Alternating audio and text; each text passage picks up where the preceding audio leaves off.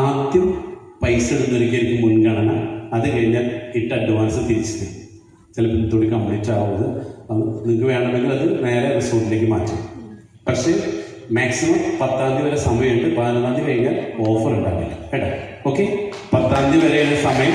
പക്ഷെ വേറൊരു കാര്യം, 10-ാം തീയതി വരെ ഉണ്ടെന്ന് വിചാരിച്ച് ഇടാണ്ടിരുന്നാലോ, കംപ്ലീറ്റ് ആയി കഴിഞ്ഞാൽ പിന്നെ നോ എൻട്രി, നിങ്ങൾക്ക് നേരെ കോട്ടേജിലേക്ക് അത് മാറ്റാം. Okay, yes. അപ്പോൾ നമ്മൾ പഠിച്ചൊരു കാര്യമാണ് ഇത് വെൽത്ത് ട്രയാങ്കിൾ എന്നതിനെ പറയുന്നത്. സമ്പന്നനാവാൻ വേണ്ടിയിട്ട് 3 കാര്യങ്ങളിലൂടെ നമുക്ക് സമ്പന്നനാവാം. ഒന്നാമത്തതാണ് ഹൈ ഇൻകം സ്കിൽ. നിങ്ങൾക്ക് ഒരു മാസം 10 ലക്ഷം രൂപയ്ക്ക് മുകളിൽ എല്ലാ ചെലവും കഴിച്ച് മാറ്റി വെക്കാൻ പറ്റുമെങ്കിൽ നിങ്ങൾ എന്ത് വിളിക്കാം? സമ്പന്നൻ. പക്ഷെ അതെന്ത് വേണം? 3 റൂട്ടിലൂടെ ഉണ്ടാക്കാം. 3 വഴി അതിനുണ്ട്. ഒന്ന് ഹൈ ഇൻകം സ്കിൽ. എന്താ ഹൈ ഇൻകം സ്കിൽ? എന്തായിരുന്നു?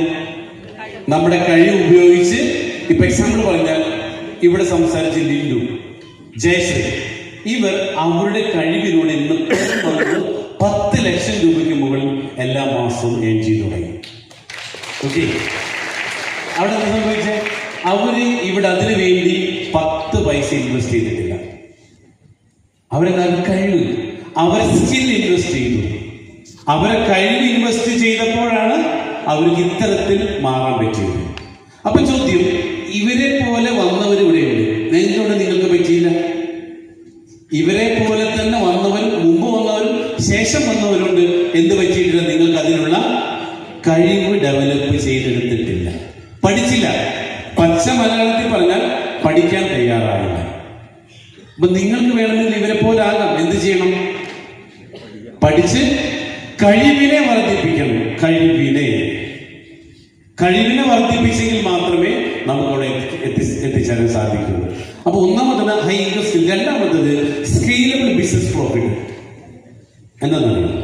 യൂസഫ് അലിയെ പോലെ, കൊച്ചൗസഫ് പിള്ളയെ പോലെ, അംബാനിമാരെ പോലെ ഒരു ബിസിനസ് ഉണ്ടാക്കിയിട്ട് അതിനെ ഒരു സ്കെയിലബിൾ ബിസിനസ് ആക്കിക്കൊണ്ടും മന്ത്ലി 10 ലക്ഷം രൂപയ്ക്ക് മുകളിൽ ഏൺ ചെയ്യാം. നിങ്ങളെ കൊണ്ട് പറ്റുമല്ലോ? ആ രീതിയിൽ ബിസിനസ്സിനുള്ള പൈസ ഉണ്ടോ?